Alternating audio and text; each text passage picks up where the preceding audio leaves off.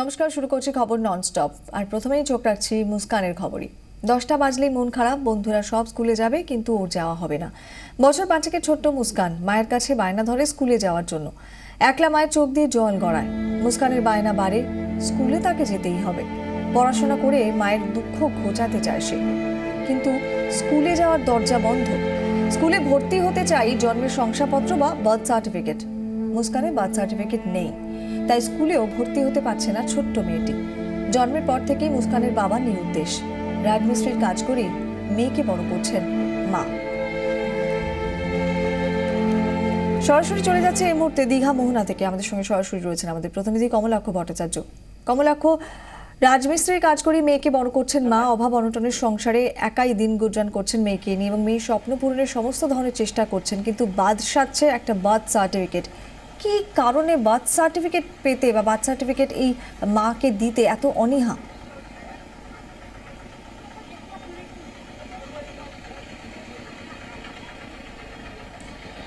কোয়েল, দেখো, একাকী মায়ের এক নিঃসঙ্গ লড়াই বলা যেতে পারে এই গল্পকে। দীঘার মোহনায় দাঁড়িয়ে আছি, সেই বাড়ির সামনে যেখানে প্রমীলা দেবী, তার 5 বছরের ছোট্ট মেয়ে সে মুস্কানকে নিয়ে এই বাড়িতেই থাকেন এবং এই বাড়ি থেকেই তার দিন গুজরান, একাকী ভাবে রোজগার করেন। তিনি রাজমিস্ত্রির জোগাড়ের কাজ করে দিন গুজরান করেন এবং এই মেয়েকে নিয়ে স্বপ্ন দেখেন যে এই মেয়েকে শিক্ষার অধিকার যাতে এই মেয়ের কোনোভাবে বঞ্চিত না হয়, সেই স্বপ্ন এতদিন ধরে দেখেছিলেন। কিন্তু সেখানেই বাদ সাধলো, তার কারণ এই মেয়ের জন্ম হয়েছে বিহারে। আর সুতরাং এই রাজ্য থেকে, এই রাজ্যের কোনো হাসপাতাল বা স্বাস্থ্যকেন্দ্র থেকে বার্থ সার্টিফিকেট পাওয়ার ক্ষেত্রে যদি প্রশাসনিক মহলে কোনো তৎপরতা না থাকে, সেক্ষেত্রে সত্যি সাধারণ মানুষ বা একেবারে দরিদ্র নিম্নবিত্ত মানুষের একটা জোগাড় পোড়াতে হয় সত্যি।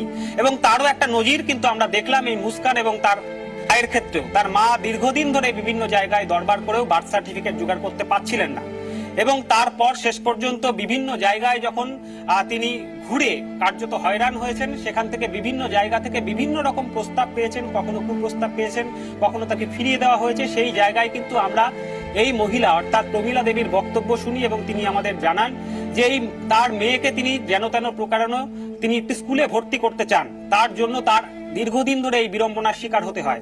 আজকে 24 ঘন্টায় সরাসরি এই খবর আমরা সম্প্রচারিত করি এবং তারপরেই কিন্তু তৎপরতা শুরু হয়েছে। স্থানীয় প্রশাসনিক এবং রাজনৈতিক মহলে এই ঘটনার পর তীব্র শোরগোল শুরু হয়েছে। দ্রুত তৎপরতা দেখিয়েছেন স্থানীয় সাংসদ শিশির অধিকারী। তিনি তার প্রতিনিধি অর্থাৎ পূর্ব মেদিনীপুর জেলা পরিষদের কর্মাধ্যক্ষ দেবব্রত দাসকে পাঠিয়েছেন এই বাড়িতে 24 ঘন্টার খবর সম্প্রচারিত হবার পর, এবং তারা আশ্বাস দিচ্ছেন এই সমস্যা যাতে দ্রুত মেটে সেই বিষয়ে তারা তদবির করবেন। দেবব্রত বাবু, ঘটনা আপনি শুনেছেন। এই মা তিনি এতদিন ধরে লড়াই করছেন একটা বার্থ সার্টিফিকেটের জন্য। তার 5 বছরের মেয়েকে স্কুলে ভর্তি করতে পারছেন না, দরবার করেছেন বহু, কিন্তু কাজ হয়নি। এখন কি কাজ হবে? রাজ্য সরকার মামাটি মানুষের সরকার। আজকে এটা যে ঘটনাটা আমরা শুনছি, এই ঘটনাটা কাঙ্ক্ষিত নয়। এই ঘটনার আমরা তীব্র প্রতিবাদ করছি। আমরা জানি যে সাধারণ পরিবারের শিশুর শিক্ষার অধিকারটা প্রতিষ্ঠিত করার জন্য আমাদের মমতা বন্দ্যোপাধ্যায়ের সরকার দৃঢ় প্রতিজ্ঞ, যার জন্য তিনি ব্যবস্থা গ্রহণ করেছেন নানাবিধভাবে। এটা দৃষ্টির অগোচরে এই বিষয়টা থেকে গেছে।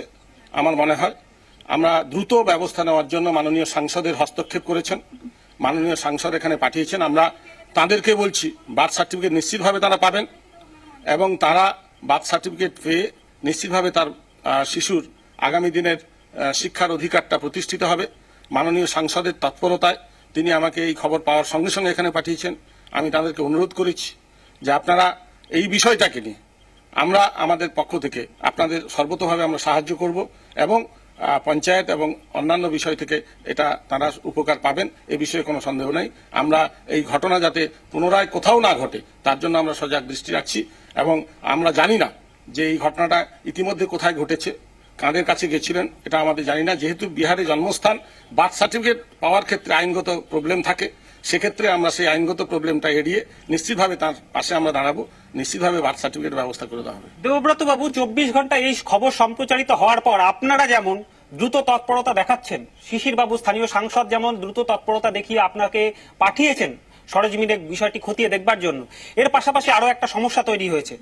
এই যে ছোট্ট মুস্কানকে দেখতে পাচ্ছেন, ও এবং ওর মা এই মুহূর্তে কিন্তু যথেষ্ট নিরাপত্তাহীনতার মধ্যে রয়েছেন। তার কারণ তার পরিবার থেকে, যে পরিবার তার পাশে এতদিন সেভাবে সেই অর্থে সেই পাশে দাঁড়ায় নিয়ে মা একাকী লড়াই করছিলেন, সেই পরিবার থেকেও তার উপরে চাপ দেওয়া হচ্ছে যাতে কোনো রকম ভাবে লোকজন জানাজানি না হয়, বাইরের লোক যাতে বেশি এই ঘটনা জানতে না পারেন।